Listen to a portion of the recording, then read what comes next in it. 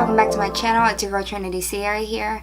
If you're new, make sure you say hello in the comments below. Like this video if you end up enjoying it, give it a thumbs up, and make sure you subscribe to my channel if you haven't already subscribed. A lot of people think that you need, you know, a great camera or a great lens, and honestly, like, those are great to have, but it's really all about how you edit your pictures. So I know a lot of people have been DMing me and asking me, like, Trinity, how do you edit your pictures? And I've always done like a post and tap to edit, and then I've showed the edits and the filters I've used. But now I'm just going to thoroughly just go into a video and show you guys how I edit, and so I hope you guys enjoy. Okay, so if you guys do not already know, how I edit is very strategic. I'm going to show one of my top 2 pictures, I think, on Instagram, which you guys love, is my selfie that I took outside of my door. And I know so many people raved when I made this picture. So I'm going to be showing you guys how I got these and how I edit them. First, I go over to Instasize. And as you can see, like, I'll edit my pictures, delete them, just to show you guys like the filters I use. But we're gonna go first into this selfie.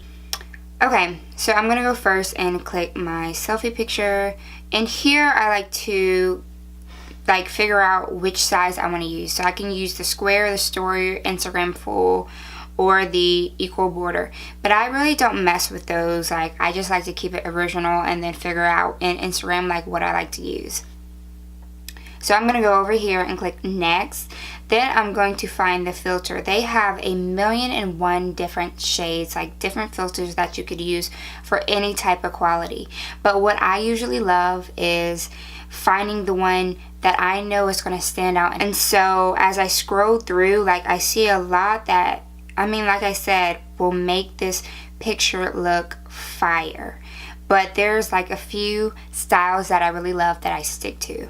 So I go over here and I find L2 because I know this is really going to pop all the colors in my picture and make it look dynamic. And after I pick my filter, I usually go in and do the different editing tools and use those. Scroll over to, because I like all of my pictures to look warm and look glowy and beautiful, and so I scroll over to warmth and I make it, I think, a 15. 15 looks pretty good. So I make it a 15 because I think that's as warm as it should look. I don't want it to look too orangey and too crazy because I'm going with a fall theme. So I wanted to make it look like as natural as possible. To, I want to say Lux. Let me find Lux.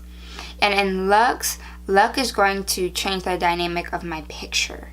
So I go over to a -19 because Lux is going to give it like a nice little fade, and it's not going to make it too, I want to say ashy. I want it to be too ashy, and so I love the way that Lux is looking.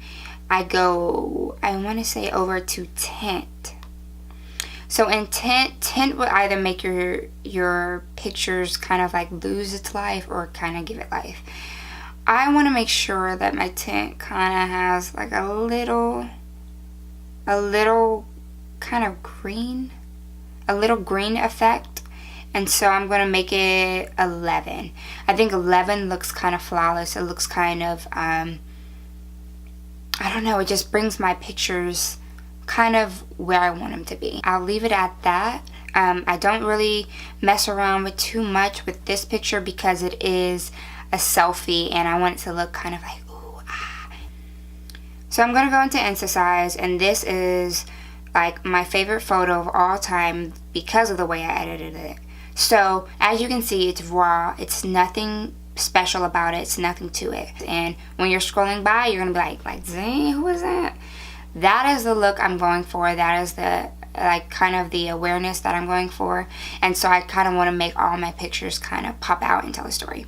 So I did this kind of differently. I did this with a mocha look, like an espresso look. And so I wanted like my features to pop out but kind of be subtle and saturated as well.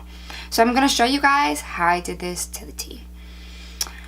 So as you can see, I'm starting off with kind of like nothing here, nothing to it. I'm going to make sure like this photo is really going to capture your the audience's attention. So I'm going to go over here, and as you can see, like there's great filters. Like I love K1. One of my favorite filters is F1, but for this specific photo, I'm going to go to Juke. And Juke is going to set me up for kind of like the look I'm going for in this particular photo and for this particular theme. So I'm going to go back into Tools. Yikes. And I'm going to click Next. Tools, I'm going to go from right to left so I stay in order for this photo because I already know like what I usually use. On contrast, I'm going to go to 21. Contrast will either make your picture like super dark or super faded, super light. But all of these tie in together, so I think it's important to use. I use contrast setting 21 because I think it's going to set me up for everything else that is yet to come after I do this first step. I'm going to jump to Lux. Lux kind of makes it like super dramatic, super dark, or super light and faded, which I love. I go for the faded look in all of my photos. Lux, I'm going to do 4. And 4 is just a nice setup, like I said, for all the other stuff. I don't want to do overpowering and just make it look too much. So I'm going to go right into saturation. Saturation is super warm or super like colorless. And I think like it's important to know the look you're going for, which is why I'm going to make my saturation like a -4, because I don't want the color to be lost too much, which is why I've packed on a lot of stuff, so why would I want the color to leave? So I'm going to skimp right over to Vignette. I think it's important to know, I think I said that wrong, but this is just going to make all of the blacks and darker colors in the picture darker, which is why I want it to be a 35, so it can be a little better and a little more easier to look like and look at. So highlight, I'm going to make it a 27. Like this is featuring and focusing on all the spots that are light. So 27 is about good for me.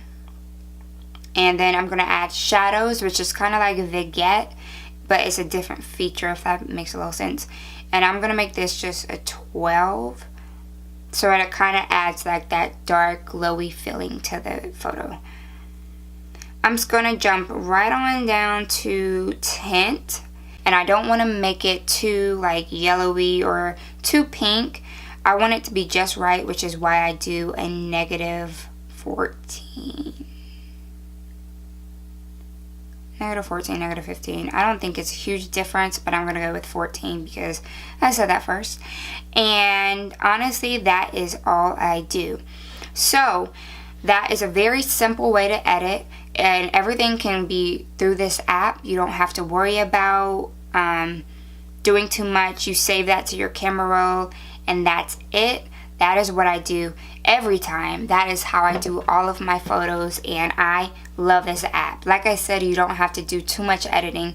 You don't have to do jumping from app to app to app. You can do everything in this app. It has way many more features, but this is exactly how I edit. I will be linking this in the link below. Start a trial. See how it is. Let me know how you like it.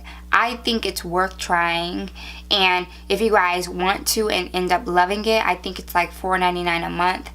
Very cost efficient, a great tool. You could add text to your photos, you can grain it, you can make it look blurry. Like there's a lot of great features that you can use, and I think it's important to have. How I edit my photos and want to see more, make sure you let me know in the comments below.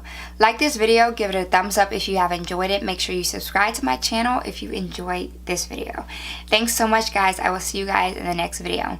Bye.